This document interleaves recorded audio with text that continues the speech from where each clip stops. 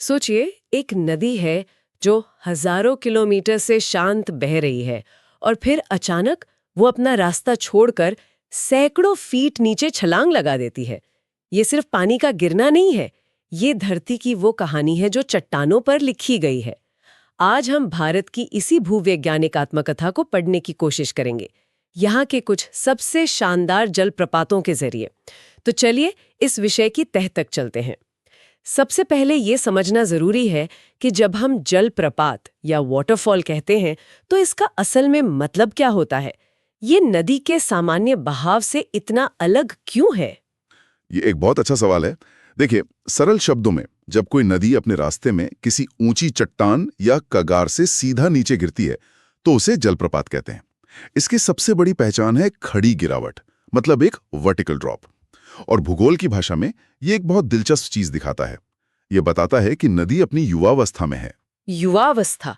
इसका मतलब नदी अभी भी जवान है?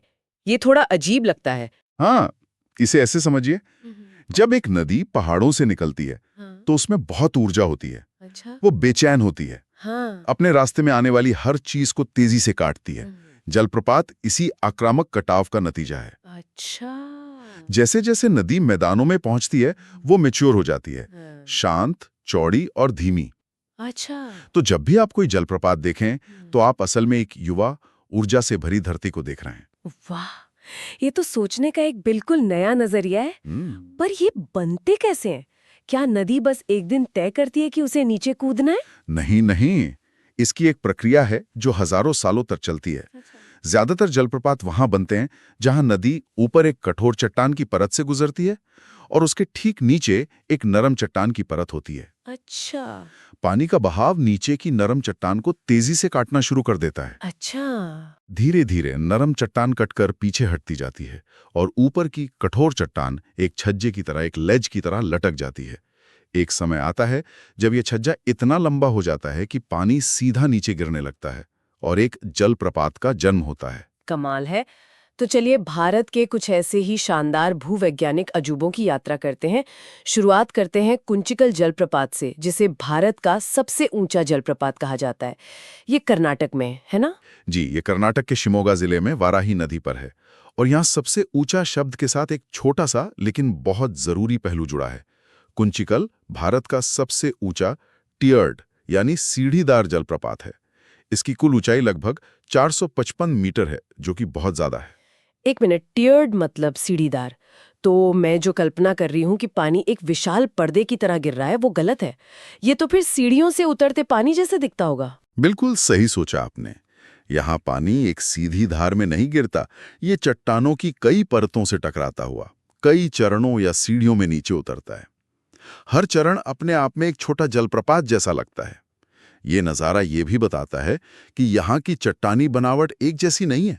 अच्छा, कुंचिकल तो अपनी ऊंचाई के लिए जाना जाता है, लेकिन कर्नाटक में ही एक और जलप्रपात है जो अपनी भव्यता के लिए मशहूर है, जोग फॉल्स। इसका नाम तो लगभग हर किसी ने सुना होगा। हाँ, जोग या गरसोप्पा जलप्रपात शरावती नदी पर कर्नाटक का गौरव है। इसकी खासियत यह है कि यहाँ एक नहीं बल्कि 4 अलग-अलग धाराओं का समूह है और इन चारों के नाम भी बड़े दिलचस्प हैं: राजा, रॉकेट, रोरर और रानी। 4 धाराएं एक साथ? ये तो सुनने में ही भव्य लगता है।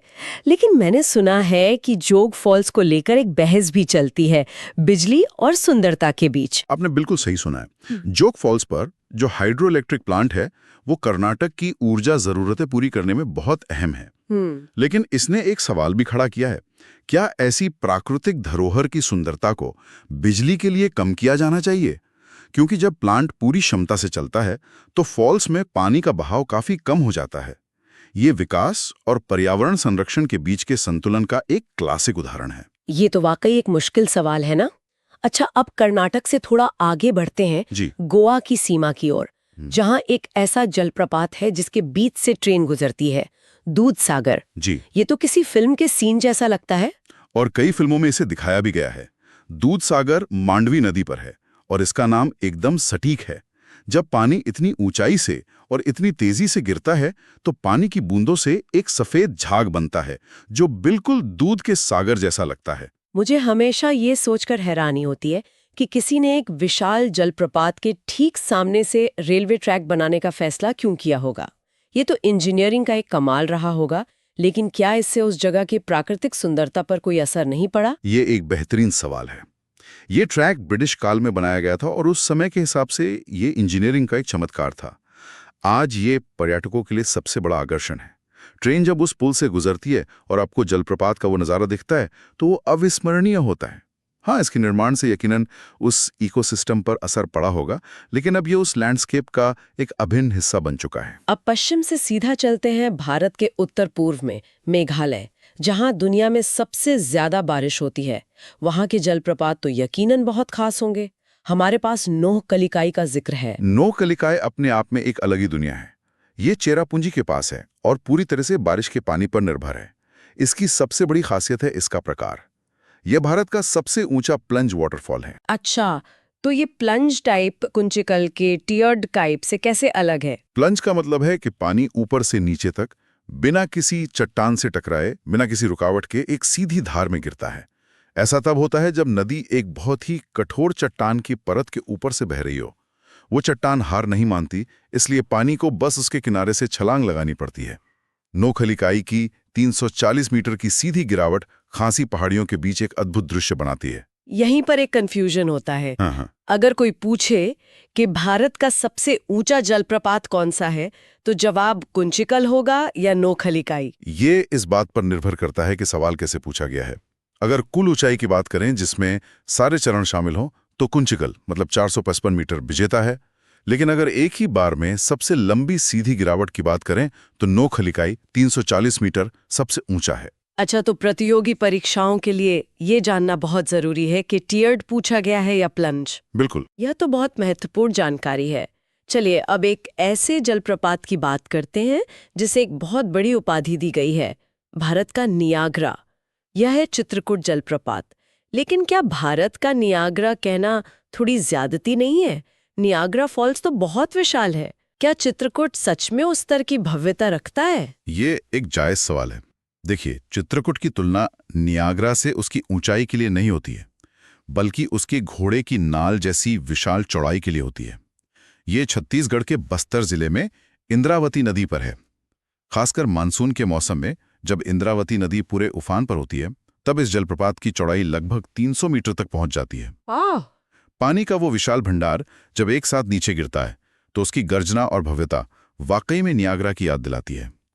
तो ये तुलना पैमाने की नहीं, बल्कि रूप और अनुभव की है। समझ गई। अब मध्य भारत में ही एक और जलप्रपात है जिसका नाम ही उसकी पहचान है, धुआंधार। बिल्कुल। धुआंधार जबलपुर के पास नर्मदा नदी पर है। इसका नाम 2 शब्दों से बना है, धुआं और धार। जब नर्मदा का पानी तेजी से ऊंचाई से नीचे गिरता है तो पानी की बारीक बूंदों से एक धुएं जैसा कोहरा बन जाता है जो पूरे इलाके में फैल जाता है। ये नज़ारा ही धुआंधार है। और मैंने सुना है कि यहाँ की भूवैज्ञानिक सेटिंग इसे और भी खास बनाती है। जी हाँ, और यही इसकी सबसे बड़ी खासियत है। धुआंधार जलप्रपात विश्व प्रसिद्ध संगमरमर की चट्टानों के बीच स्थित है। अरे वाह! आप नाव से नर्मदा में घूम सकते हैं, जहां आपके दोनों तरफ 100-100 फीट ऊंची सफेद, ग्रे और गुलाबी संगमरमर की चट्टानें होती हैं। और फिर इन्हीं चट्टानों के बीच से नर्मदा का पानी धुआंधार के रूप में गिरता है। कहते हैं कि पूर्णिमा की रात में जब चांद की रोशनी उन संगमरमरी चट्टानों और धुएं पर पड़ती है तो वो दृश्य बिल्कुल जादुई होता है। ये सिर्फ भूगोल नहीं, ये तो कविता है। वाह, ये सुनकर ही वहां जाने का मन कर रहा है। अब वापस दक्षिण की ओर चलते हैं, कर्नाटक, जहां कावेरी नदी पर शिव समुद्रम जलप्रपात है। इसका ऐतिहासिक महत्व भी बताया जाता है। शिव समुद्रम का मतलब है शिव का सागर। ये कावेरी नदी पर स्थित है। यहाँ नदी 2 शाखाओं में बंट जाती है, गगनचुक्की और भरचुक्की। ये दोनों मिलकर शिव समुद्रम जलप्रपात बनाती हैं। लेकिन इसका भौगोलिक महत्व से ज्यादा ऐतिहासिक महत्व है। यहीं पर 1902 में एशिया का पहला बड़ा हाइड्रो इलेक्ट्रिक पावर प्लांट स्थापित किया गया था। एशिया का पहला? ये तो बहुत बड़ी बात है। उस समय के भारत के लिए इसका क्या मतलब था? कल्पना कीजिए, 20वीं सदी की शुरुआत में जब भारत औद्योगिकरण की तरफ कदम बढ़ा रहा था, तब बिजली की जरूरत कितनी ज्यादा रही होगी। इस प्लांट से बनी बिजली को कोलार गोल्ड फील्ड्स तक पहुंचाया गया, अच्छा। जो उस समय दुनिया की सबसे गहरी खदानों में से एक थी। ये भारत के तकनीकी विकास और आत्मनिर्भरता की दिशा में एक बहुत बड़ा और साहसिक कदम था। शिव समुद्रम सिर्फ एक जलप्रपात नहीं, बल्कि आधुनिक भारत के उदय का प्रतीक है। ये तो सच में प्रेरणादायक है।